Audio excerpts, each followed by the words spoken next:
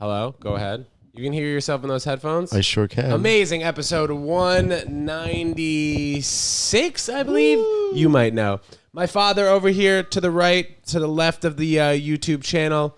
For those of you who don't know my dad, here's my dad. For those of you who do know my dad, What's up, y'all? here he is. What's up, Dad? You got to put the mic to your face when you speak. Okay, what's up, y'all? All right, what's up? We are in Miami Beach. Thank you for having me at the apartment today, Dad. It's such How's a pleasure everything? to have you, Teddy. Are you a little nervous or what? No. I can sense by your woos, a few woos, that you might be a little nervous. But this is going to be great. We're just going to be chopping it up, talking the, shooting the shiz. How is everything with you? Everything is great. A little bit stressed at the moment, but otherwise I'm fine. Okay, you've been in Miami for how long now? You've been back and forth from New York? About 2.5 weeks.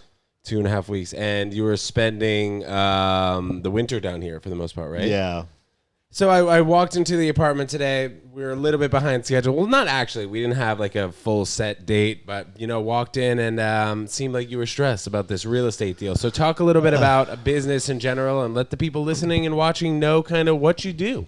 I own apartment houses, and mostly in New York, Brooklyn, Queens, Manhattan, Jersey City. And the market's really tough up there. And it used to be a great job, and now it's really not so much for a lot of reasons, mostly because of the politics. But, so now I've decided to buy some stuff down in Miami, which I'm doing now. So I'm in contract to buy a couple of buildings, a couple of apartment houses. And while it's very exciting, it means a ton of work. Do you feel that people from New York are kind of migrating to Miami for business in general, or what? I think there's a lot of, they say that 2,000 people a day are moving into Miami. Oh, wow. So, yeah, there's definitely, and it's also, it's not, obviously not just from New York, but, it's from most of these states where the politics have just gone awry. New York, California, Connecticut, New Jersey, Illinois. So, do you think Miami or Florida, rather, is next on the list in terms of making things more difficult for apartment building owners? I sure hope not. It doesn't seem that way. There's no indication of that. Okay. Florida, for better or worse, is very laissez-faire. There's a lot of things. There are not a lot of regulations. And, of course, that's a double-edged sword. But in this sense, for business, specifically for my business, for apartments, it's a good thing. So for somebody who would like to start out in real estate and eventually start to do, what you're doing or what you've done over the past, I guess, 30 years, let's say somebody has like $5,000 saved up. How would they go about starting to buy apartment houses, as simply as you stated? Well, $5,000 is not really going to get you much, unfortunately. I've done things where I've bought inexpensive things, and when I say inexpensive, like $180,000. I bought a little apartment house in Jersey City for $180,000, and soon thereafter, neighboring, almost the same buildings, similar buildings were selling for $250,000, $300,000, only because the absolute amount of $180,000 is so low. Uh-huh. It's so low. I think for $5,000, though, you're not getting anywhere unless you get a small share of a large group, in which case you're going to have fees left and right taken out of that money. So, maybe if you had $5,000, would you suggest that somebody kind of puts their money into maybe like an asset where they can share it with other people? Is there hope for people investing in real estate with something like $5,000? It's tough. It really is tough. I certainly know plenty of people who've done sharing. Bought a little country house together. Yeah, right. But that kind of thing, I don't think that you're going to get in $5,000. Mm-hmm. The least expensive thing, I have a friend, this woman, who bought a place in upstate New York, I think in Hudson. She bought something for about $140,000. Mm-hmm. And she fixed it up, herself, put her, probably put the total of $1,000 into it and prepared it for renting and rented it and got a great rental for it.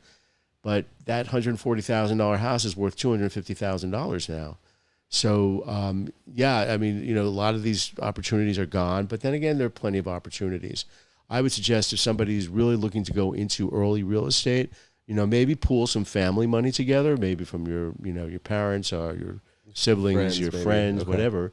You probably really do need a minimum of $40,000 or $50,000, and that's that's as a down payment.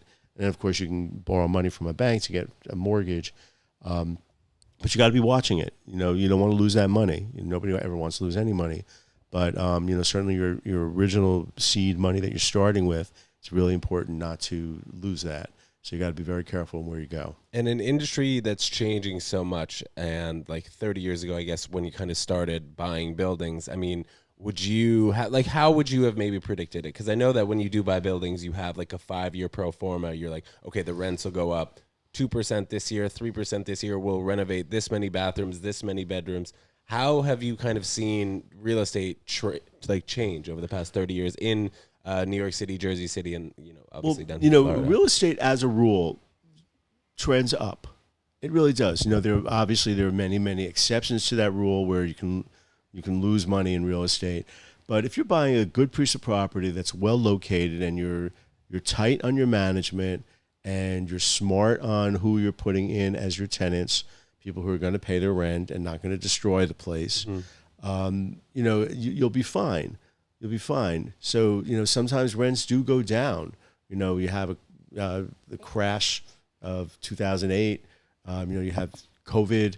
A lot of reasons why why real estate goes down, but it's normally just temporary. If you have the staying power, if you have enough cash on hand, you need reserves.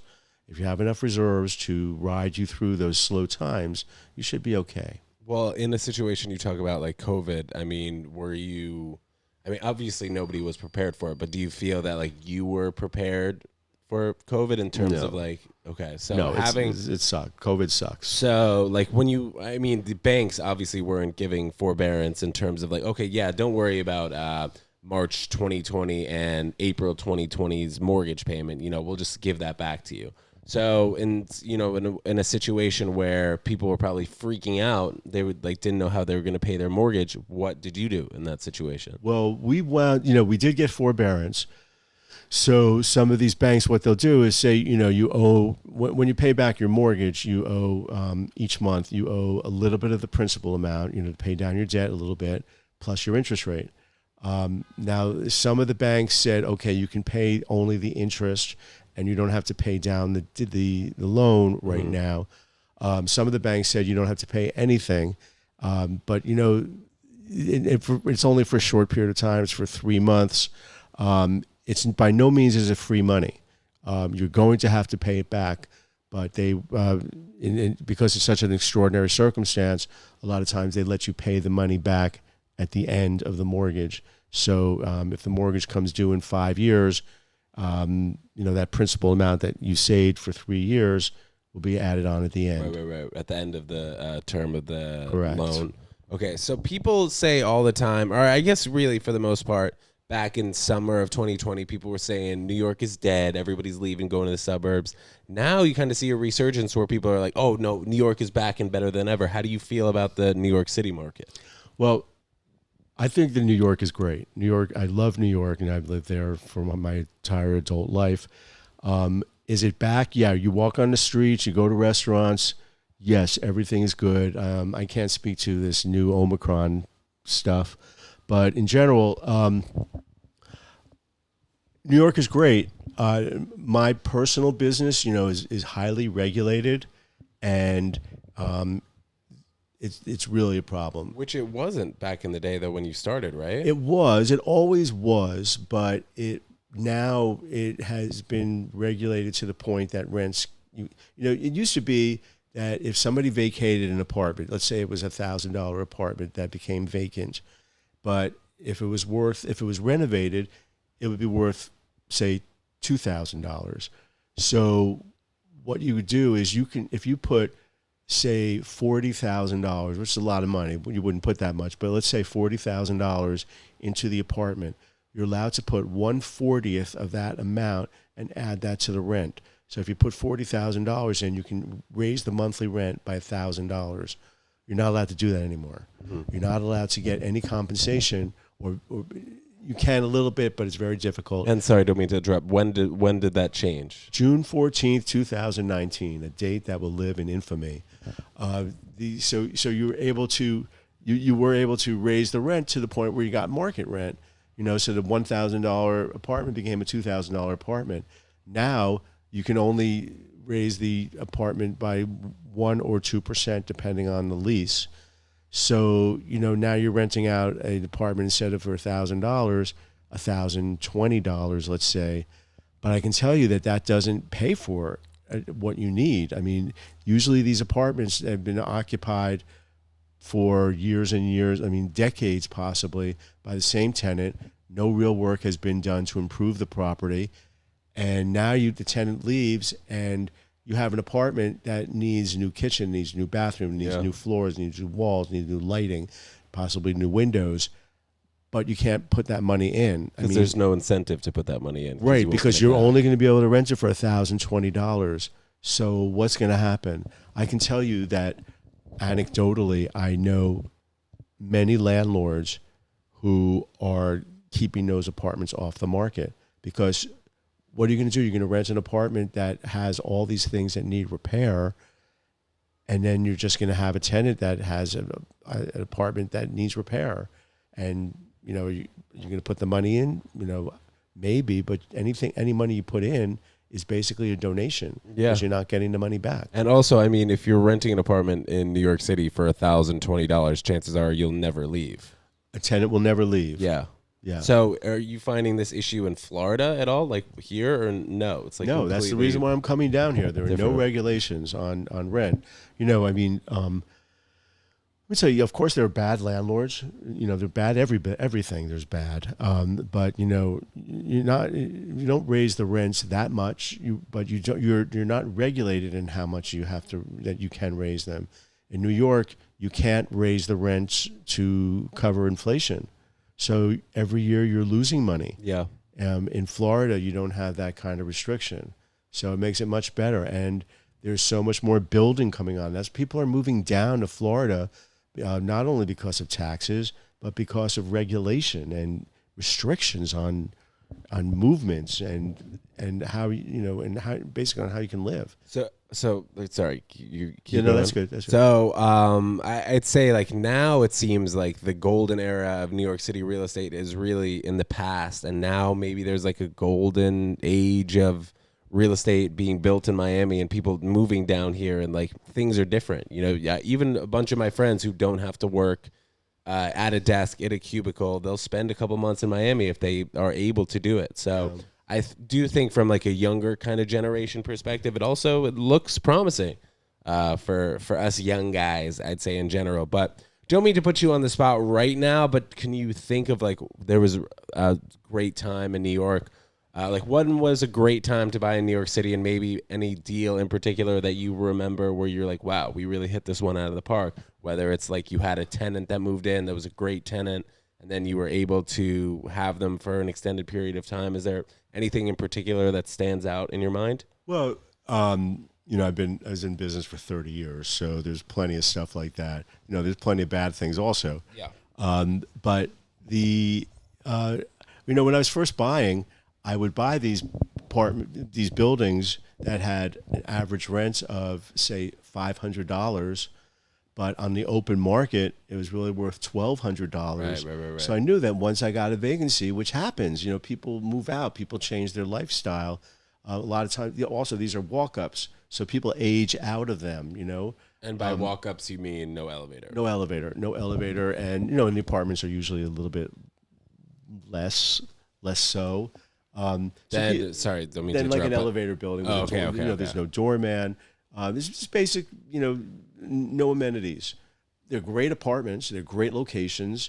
But like I said, you age out of them. So people leave. People move out, and people, and then once they leave, you renovate the apartments and you bring them back up to market, and that's what it is. It's still $2,300. It's not. We're not talking about $25,000 for an apartment. A lot of times I have a couple of kids bunking up together. Sharing a one bedroom or putting up a wall. making the 2 bedroom and sharing it. So they're definitely affordable. They're not $1,000 affordable, but they're $2,300 affordable. So I'm maintaining a market with when I renovate. But if I can't renovate and I can't rent out an apartment, it's going to sit vacant. And so the whole idea behind increasing affordable housing is folly. You're not increasing affordable housing. You're decreasing affordable housing by making these rules. The pendulum has just swung so totally in the other direction. It just doesn't make sense. Like it seems today that politics are all becoming absolutes, and no, we will not allow any rents to be raised. We will not allow any fetuses to be aborted. Not to bring up other things, right. But I'm just saying that it's just there's got to be a happy medium in all these issues, and it doesn't seem like we seem so polarized that it's just it's really tough to maintain this. And yeah, especially during like political issues, it does seem like, I mean, obviously this isn't a politics podcast and I've never really mentioned so much, but it does seem like when there is a law that's put forward by a certain party, they're like, all right, it's our way or the highway. Like even like down here in Florida, the governor doesn't really want people to have a mask mandate, right? And in New York, it's a mask mandate. So it really is state to state, and I feel like, why can't we all just get along? Can't we though? Yeah, exactly. It's crazy. Yeah, it is crazy. It's crazy. These, I guess people feel that if they give an inch, the other side will look to take a yard, and they don't want to compromise at all. And so what we wind up having is the gridlock that we have so much, and it's really a problem. So can you remember, I asked before, but like remember a great story from New York City real estate? Maybe like you sold the air rights on some building and you never would have thought something like that. What's like one of your best, greatest memories where you hit it out of the park in real estate in New York? I used to own these buildings next to, what's it called? Public Hotel? Public Hotel. Okay. Next to the Public Hotel. On Ludlow Street? On Ludlow Street. And I bought them for a certain price, and then 3 years later, the developer of Public Hotel bought my air rights for the same price that I bought the building for 3 years earlier. So, and when I bought the building, air rights, like what are air rights? I didn't even value them whatsoever. So then that happened, and not to mention that they improved the whole block and all the stores that I had, because it's rather than an apartment house, it's a hotel. So you have like a whole new crop of people coming in every 3 or 4 days. So the bars did better. It was just a great thing. I also just had one more thing. I had, can I mention names like Magnolia Bakery? Can I mention that name? You want, bro. All right, Magnolia Bakery. I had, they were a little sleepy store, and then Sex and the City made them famous. The one on Bleecker Street. On 11th Street in Bleecker. And it's a little jewel of a building. And then the owners sold the Magnolia Bakery, and the guy buying it wanted to take it nationally, which he wound up doing, of course. But he felt that this location, because this was the original location, this is where the ladies from Sex and the City sat outside the bench eating the cupcakes. So this was a very special location to him that he wanted to maintain.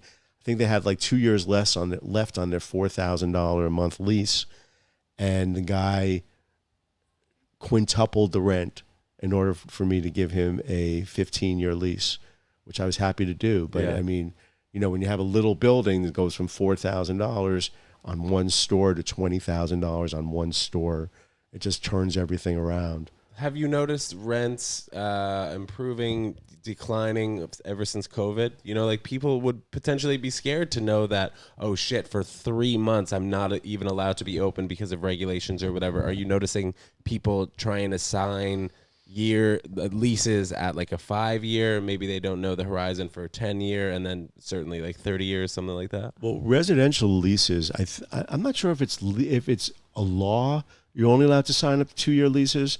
Certainly rent stabilized leases can only be up to 2 years. But in general, we don't sign more than 1 year. Well, I was talking about the Commercial, retail. Yeah. On the commercial, people, somebody says, okay, well, your $10,000 a month store is now worth $6,000 a month. We want to sign a 20-year lease for $6,000 a month. I'm like, no, dude. Like, we'll give you a year at $6,000 and give you slow escalations, but after 5 years, you're not going to get that $6,000 rent. So we take that into consideration when you have a long-term lease. Are you noticing rents coming back to pre-COVID era in terms of storefront? Like, are stores making enough money to pay in those high rents? Case by case.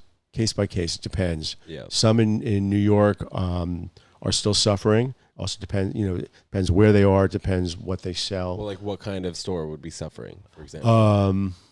Like maybe a nail salon, barbershop, something like that? Nail salons have been suffering. Okay. Yeah. But, because there's so many of them.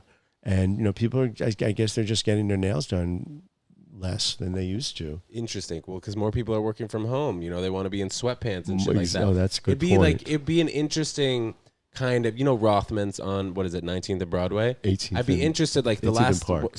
So when I was there, I asked them, my mother so generously bought me a blazer, I believe. So I was there. You looked great in it, by the way. So I was like, I asked them, I was like, how's business? Obviously they said good. But I mean, a person coming in spending $3,000 on a suit and stuff, you can't really.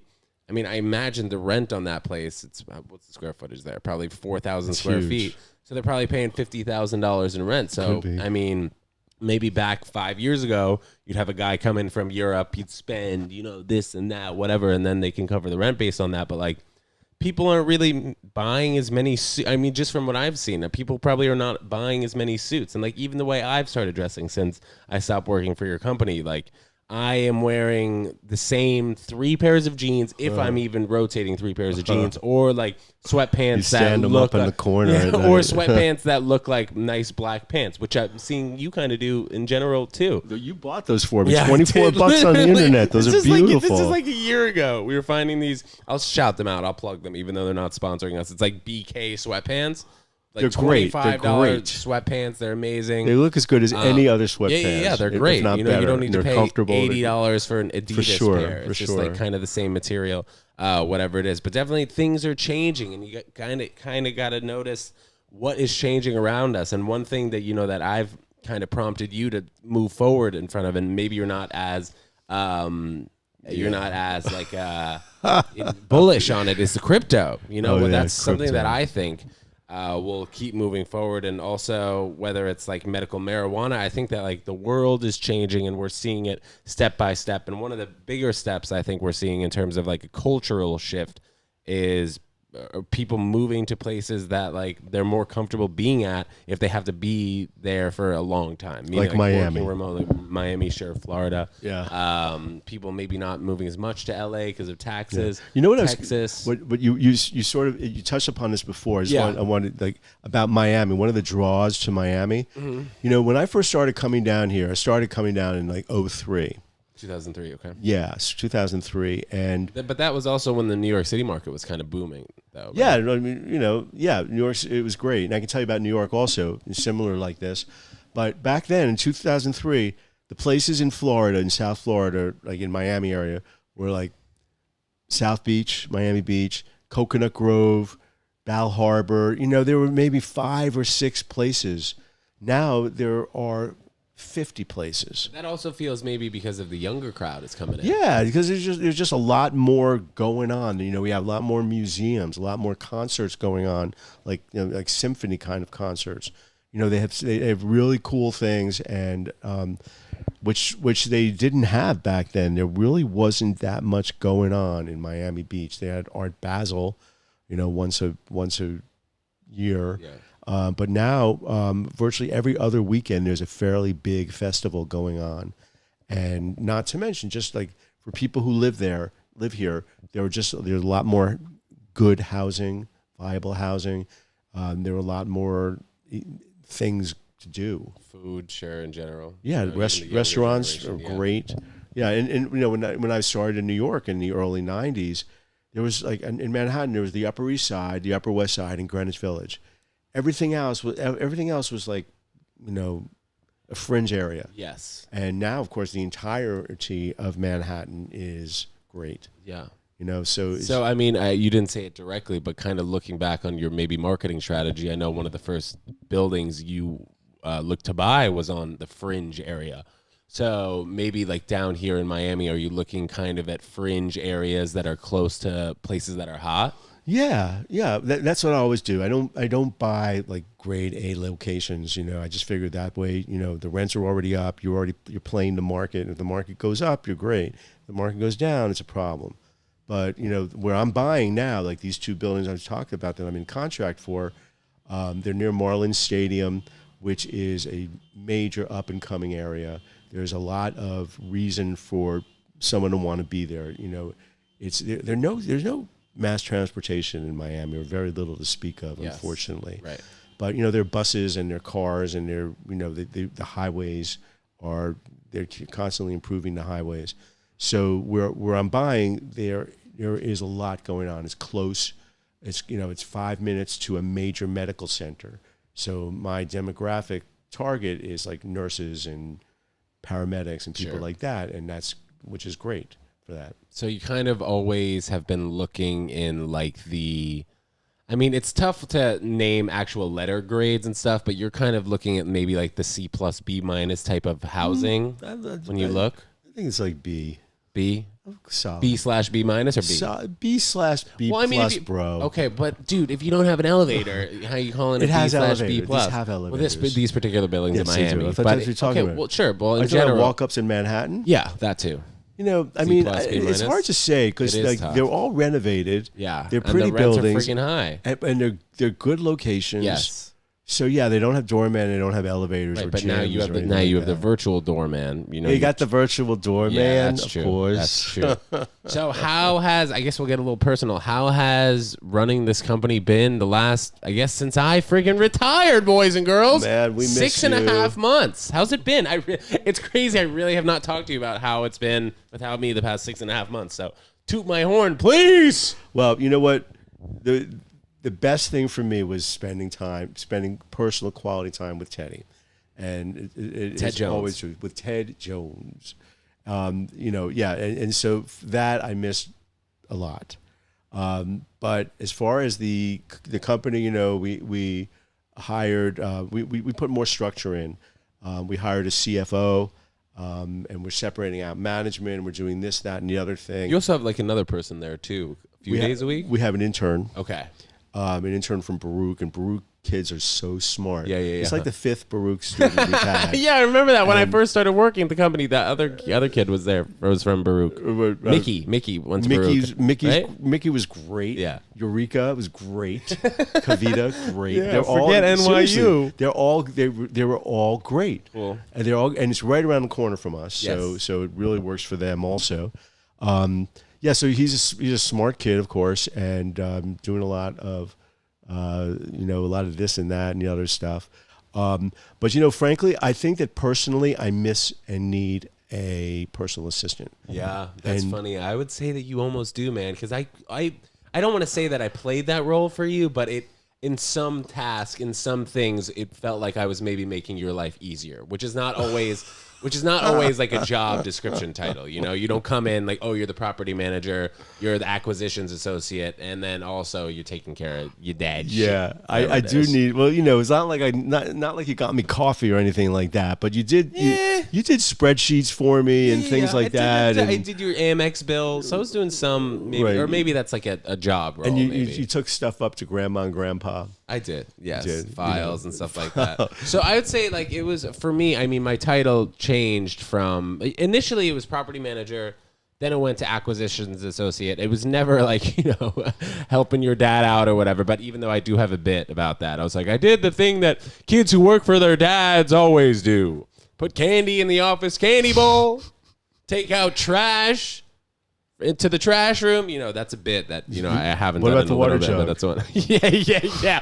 Change out the 5-gallon office water jug, just making his life easier. But I'd say it was probably like, let's say 20% acquisitions associate, 50% property manager, and then the other 30%. But you know what else what you did for me, which you actually still can do, even though not working for me, is no, seriously, you gave me like the touchy feely, like should I buy that building or What do you think of the area? How does this look? Yeah, and what about that tenant?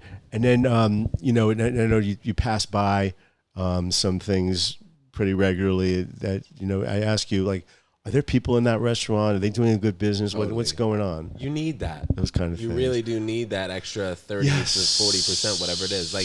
Like you just we passed by the buildings that you're in contract for. You know, you asked me what I think, but I mean, you need a guy who lives in the area, or you need a guy from Miami. Everybody needs a guy. Sure. But I think that that'd be very valuable for an intern, maybe type. If you told somebody like, look, I'm going to hire you for the year. You're going to do this. If it works out, it works out. But I do really agree with like having eyes on the ground and seeing it. Because like, you know, the superintendent isn't going to be I mean, obviously every superintendent that I've ever known that works for you is a stand-up person and they're great. But I think, you know, when somebody's really your right-hand man, they'll give you maybe 100% of the truth instead of 95% of the truth, stuff like that. It's also a gut thing. A lot of real estate is gut. And like, is this going to be worth more in 5 years than it is today? Is this area changing for the better, et cetera, et cetera? So you say in 5 years, what do you typically do after 5 years? I'll lay this one up for you. Well, you know, in real estate, when you put together your financial numbers, they really only go out 5 years. So, you know, the idea is what's going to happen after 5 years? Are you going to sell? You're going to refinance the mortgage? What are you going to do? So I don't know. And these things in Miami, I'm getting old too. Getting old, and I don't have a kid who's going to be taking over the business, unfortunately. I'm trying to get Teddy's sisters to do that. But other than that, you know, I don't know. Maybe I'll sell. But, you know, it's also changing, this real estate industry. There are a lot of things on the horizon now. We talk about this on the podcast all the time. Shit that's coming in the news, if it's an NFT, if it's crypto or cool crypto coin, CryptoPunks being an NFT. It just seems like this is the beginning of stuff that we have never even thought about as a society. You know, like when you were getting involved in real estate 30 years, you kind of saw the future. You were like, all right, because you went to NYU. You're like, okay, New York is really cool, huh? And Wharton. And Wharton, side note. That's the grad school at Penn. For those of you who don't know, get educated. MBA in Wharton. But like you grew up in the city, you kind of see what's going on. And like even on your first deal, you can remember your father being like, I really wish I wasn't financially involved in this. And it hints to a little bit of, I told you to put, I don't know, maybe it was $5,000 into crypto, right? Right. So you did do it, and then, you know, I put $12,500 into crypto. Is that how much you put in? Okay. So, I mean, you've seen it go up. It's worth $20,000. Right. But you've seen it even higher than that, you know? And then you see 25. these waves, right? But initially, I mean, I bet you didn't want to put down that money. There's definitely something to be said. There's definitely something to be said for the new generation. Yes. And the new generation knows a lot. And I just want to speak to what you just said about my father. What really happened was, my father passed away a year and a half ago, and he's sorely missed. Yes, great guy. Anyway, but when we first did this first deal in 1992, in Chelsea, Manhattan, to be specific. My father was a Depression baby, so he grew up without a father in the house. They didn't have money for food. It was tragic, but he rose above it, thank God, and he became very successful in his own right, totally self-made. But he always had that Depression mindset where everything had to be a sure thing, otherwise don't do it. So we were sitting at the closing table to buy the very first buildings in July 1992. In July of 92, and I was so pumped about buying this thing. I knew it was a great deal. Yeah. I knew it was a great deal, which I can explain why, but I knew it. And I said, Dad, if I said to you, let's leave right now, you would do it, wouldn't you? He said, I'm ready to go right now. even with the deposit being gone? Everything was done. He would just want to get out. No, I mean, even if he knows that you guys would have lost your deposit. Yeah, he would have done that. He would just walk away and not have to worry about it. Like I said at the very beginning here, it's stressful buying these buildings. It's stressful. It's stressful. Like there's so many things, moving pieces that you have to make sure that are okay, that are good enough. And then you have to get a mortgage, and you have to get investors. I mean, I don't have the personal money to buy this property. Yeah. I have to get investors and give them a share and structure the deal. There's just a lot. And, and it was stressful doing this first deal. Whenever I do a deal, I spend many sleepless nights. Do you think that's going to change, though? It'll never fucking change unless I have the money in my pocket and know that I could just write a check and do that. No, it won't change. So, I mean, in my opinion, wouldn't it be more beneficial to kind of put your money somewhere where you don't have to worry about somebody on your back, pay the mortgage, do this, fix the ceiling, fix the door? Did you have anything specific in mind? Well, I'm just saying, I think now we are seeing a new time. You could have bought, think about this. You could have bought Bitcoin a year ago, and while it's down, it's up, 75%. So I could have bought these buildings for 30% of what I'm buying them for now, 5 years ago also. But the thing is that I don't know nothing about crypto. Sure. And I can look at all the YouTube videos and all that. But even when I know about it, I won't have any control about it. I won't be able to change the direction of this thing because it's published in the Wall Street Journal. But this building, I could work the building. I could add amenities. I could. But paint that's based on your experience that this. If you look back, you're switching the roles with like your father. Telling you the same kind of thing. He knows that this potentially is a good deal. But what happens if we start a Cold War again or something like that? So God forbid. Yeah. But I think it's just also experience and kind of seeing how things are, seeing trends. So I say, right. I guess if we had a war, it would be tougher, and bombing, God forbid. Yes. Real estate would be tougher, and Bitcoin would go through the roof. Mm-hmm. Okay, that's true. Well, that's why $20,000 in Bitcoin. There you go. Now you're set. But I've spoken about on this podcast many a times. There are so many speculative things in which to make money. So obviously, you never want to spread yourself too thin, but if you really believe in something, this is my opinion. If you really believe in, you tell me if I'm wrong. If you really believe in something and you have the wherewithal that if it was gone tomorrow, you'd be okay.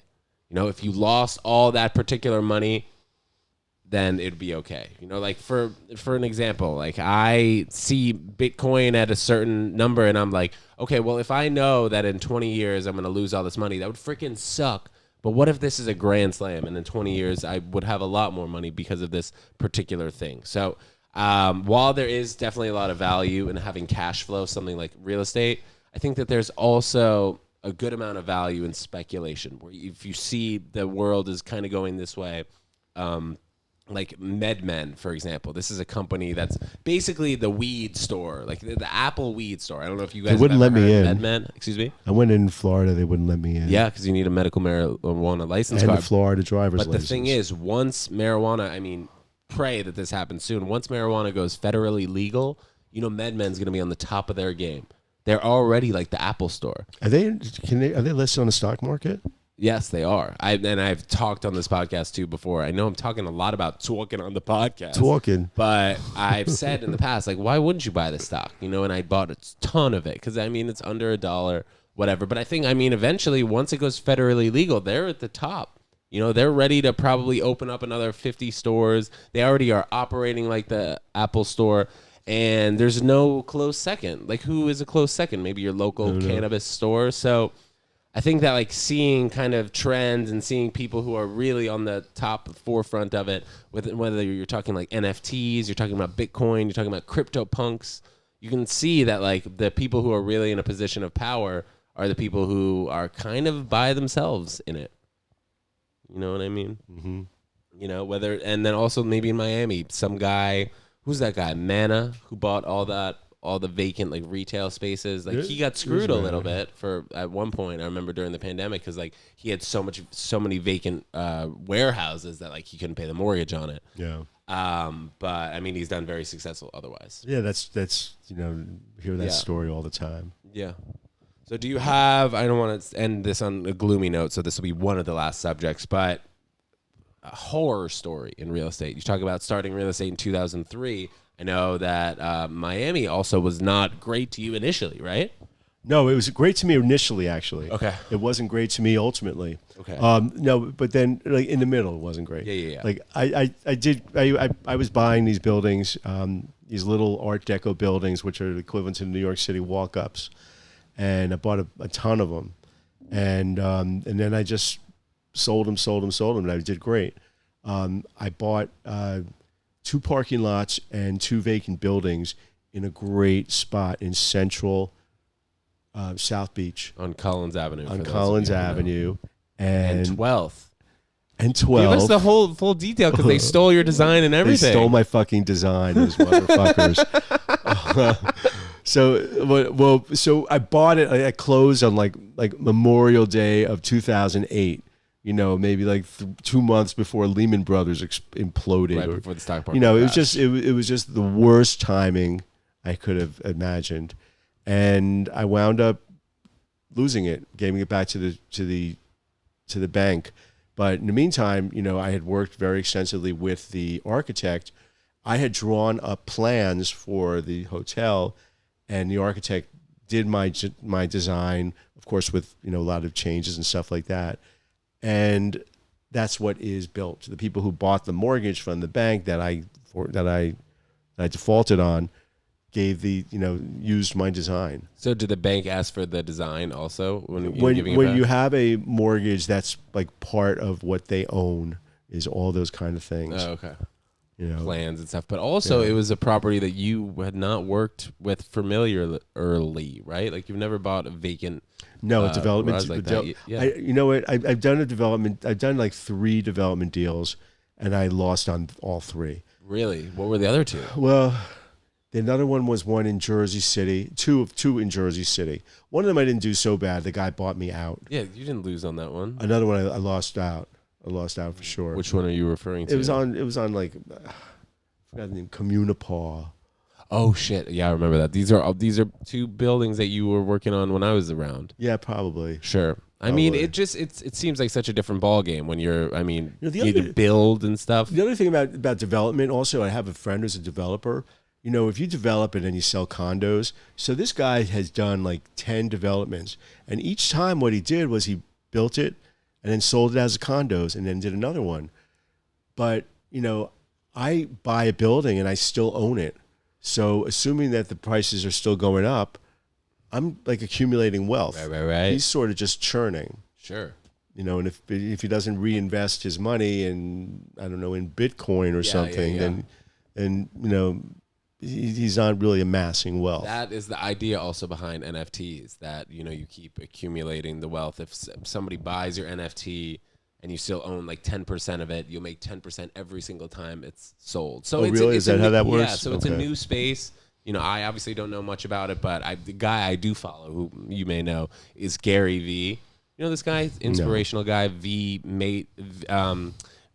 Mader. I would say it's like Vaynerchuk Media, something like that. Yeah, basically this is a guy who was early in Facebook, early in Uber Eats, and he has, I don't want to say really predicted trends, but I think he's had a good handle on it, and he's made, he was saying like $90 million in 90 days off NFTs. Not selling bad. Stuff like that. Yeah, definitely Let's not do bad. it. What am I wasting my time I know, dude, doing? I don't know, man. I've Shit. told you in the past when you've been stressed I out should about have been buying real buying estate, NFTs. you should freaking put more money in your Coinbase account. And this is to you guys, too. I did We're put more money in my Coinbase experiencing account. not downward spiral, a down kind of week. So invest in crypto, Bitcoin, Ethereum, whatever it is. Okay, we'll do So, that. Dad, what else is up? Thank you so much for coming on the Ted It's Jones such a Hour pleasure. podcast. This guy is great. I love this guy. A long time coming, man. Yes. Seriously. I know. As we look out into the abyss over here of your lovely apartment, I'm going to give you guys a special view.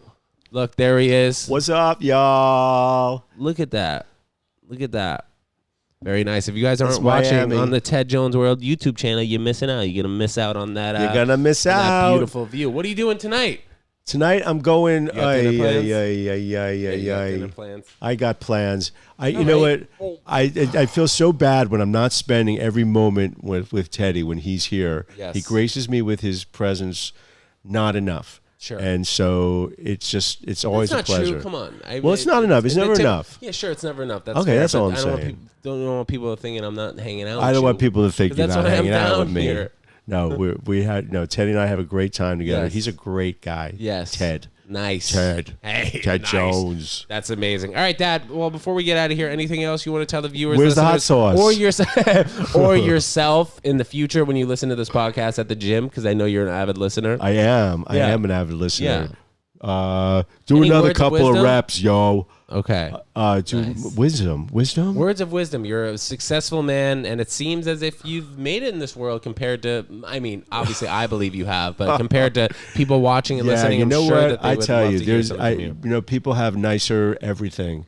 A lot. Some people have a nicer this, nicer that, nicer than everything. But I am so happy for what I have. I have 3 beautiful children, and I have a wonderful life. I have my mother is healthy and safe, and I have a wonderful girlfriend, and I just, I count my blessings. And everybody just think of what you have yourself, what you have, not what you don't have or what somebody else has. Who cares? Gives a shit. If you can go back 30 years ago, I don't want to say maybe to that deal table, but we could say to that deal table or right before you got involved in real estate, what would you tell yourself? Buy more, do more. Do more of it. Buy more or do more? Yeah, do more of it. Buy more of it. But you know what? I mean, I don't really have that many regrets. Because you really don't sell your buildings that much. No, I've sold some. Okay. I've sold a bunch. But would you say some of them I shouldn't have. Some of them glad I did. Yeah, but now are you regretting anything that you're holding on to right now? You have like a couple things, maybe? Yeah, like New York properties. Yeah. Because New York, they just pulled the rug out from under me. Sure, and I mean, you were buying properties that you have been comfortable buying the past 25 years, and then all of a sudden they were like, oh, that thing you were doing for 25 years, you can't do that. It's over. That's okay. That's okay. But you know what? My life's not over. And look at that smile. Look, it's just, it's just I'm very blessed. Sure. And I hope that each and every one of you out there are blessed too, and absolutely or realize how much you count those blessings, guys. And instead of saying I have to do something, say you get to do something, guys. Obviously, listening to here, I call him Eric. If you work for yourself and you really are grateful, it seems like you don't really work a day in your life, right? Even though there are stressful times. Sometimes stress is a motivator when you have it in small doses before it starts eating away at your physical body. Pressure is a privilege. Yeah. Right? Yeah, sure, why not? Okay, cool. Dad, thank you so much. Love Give me you, a firm Teddy. handshake there. Love you too. My dad, this guy, Eric Margules, I guess freaking throw his name in Google and you'll be impressed. We'll see you guys next time Bye, in you New guys. York. Peace. Peace.